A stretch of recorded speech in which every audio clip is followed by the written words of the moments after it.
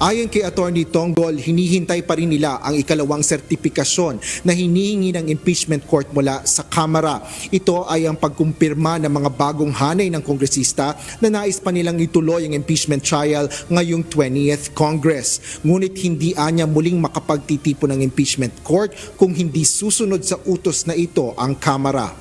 Kung makikita niyo po, yung order po ng impeachment court nung June 10 ay conditional po yung pag-set ulit po ng convening doon sa compliance po ng House of Representatives doon sa second order. At saka yung sinasabi ni Presiding Officer and Senate President na hindi po sila pwede mag-convene kung wala pa pong communication from the House kung sino yung House prosecutors. Kasi gusto po nila na magkaroon na ng appearances doon yung House prosecutors at yung defense. Bukod dito, kung mag-comply na rin sa second order ang House prosecutors, sinabi ni Tonggol na hindi pa rin makapag-convene ang impeachment court. Kailangan kasi anyang sumailalim sa oath-taking o makapanumpa ang mga bagong senator judge sa pangunguna ng presiding officer sa katauhan ng Senate President. Ngunit kailangan pa anyang ma-re-elect si Senate President Francis Jesus Cordero o maghalal ng bagong tagapangulo ng Senado bago ito tuluyang isagawa at mangyayari lang anya ito sa ilalim ng plenary session kung saan magbubukas ang sesyon sa 20th Congress sa June 28 or July 28.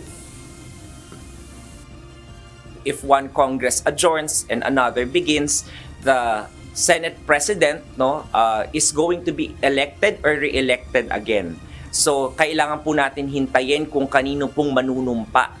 Ayaw po ng presiding officer na magkaroon ng question doon sa proseso or sa step na yon ng panunumpa na maaari pang ma-question at magkaroon ng legal impediments kapag nagpatuloy na po yung proseso. So gusto ng presiding officer as a matter of prudence and diligence na gawin na lamang po yon kapag nag-elect na po ng Senate President na tumatayong presiding officer ng impeachment court ang 20th Congress.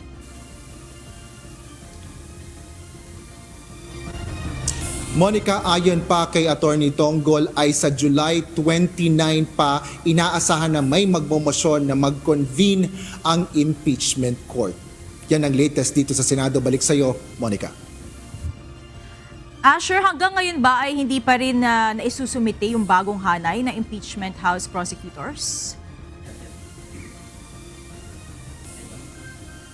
Sa ngayon ay hinihintay pa rin, Monica, ng impeachment court ang listahan ng mga bagong House prosecutors para nga sa pagdinig or sa trial, impeachment trial ni Vice President Sara Duterte. Sa ngayon, kanina kinumpirma din yan ni Attorney Tonggol na wala pa rin silang natatanggap hanggang sa ngayon at kailangan nilang magsumite ang Kamara ng listahan ng kanilang prosecution panel. Monica. Maraming salamat, Asher Kedapan Jr.